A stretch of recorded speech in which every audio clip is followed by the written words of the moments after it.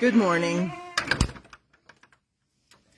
Every year, my friend and I plant flowers in pots in the garden because the soil is pretty clay around here. And so we flourish those pots, we nourish them with potting soil and mix, and we make sure that they have everything they need.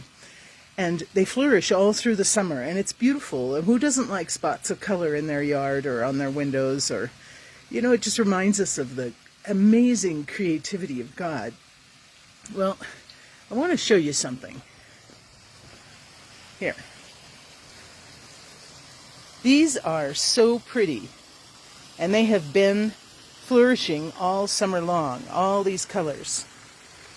Yet every year we plant something, we need to surround what we plant with chicken wire or netting because of the squirrels that run rampant here in the yard.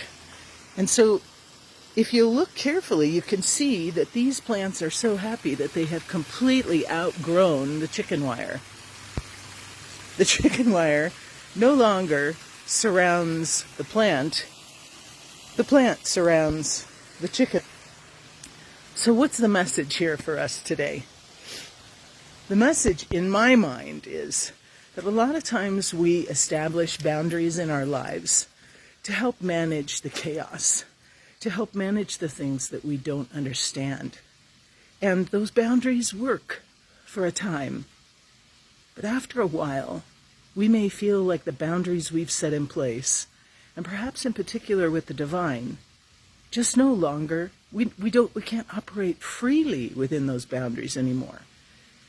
Imagining God in new ways and having these old limitations, these old fences, so to speak, these old walls that surround our ideas about the divine, limit us from further growing and further knowing. Wouldn't it be great if in our relationship with the divine we were like those wonderful petunias, that we just absolutely grew through the walls and boundaries that we'd set up or that others have set up in our lives to kind of keep us safe or to keep us on the right track?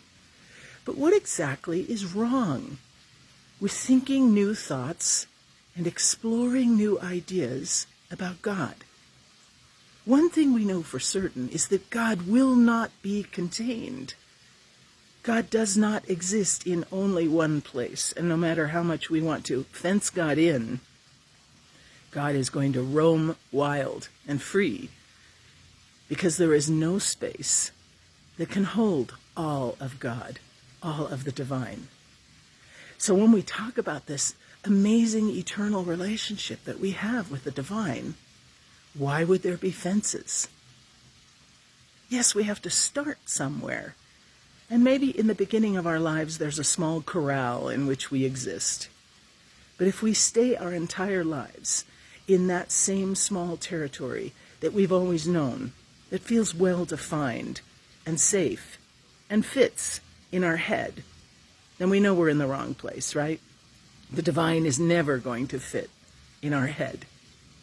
We'll just get tastes and whiffs and scents and sparks of God's action in our lives. But the only way that we'll see more and experience more is if we have the courage to leave the confines of the strictures of that experience of the divine that we were first given when we were younger, whether it's younger in age or younger in spirituality. So the petunias have a lesson for us today. Don't let your understanding of God fence you in. Don't believe that everything you know now is all there is to believe. Be willing to explore new avenues, following God through your prayer where God will lead. Do not be afraid. Jesus said over and over again, there is nothing to fear. For if we follow God, we will always be safe. We will always find life and flourish. We will always have joy, and no boundary will be enough for us.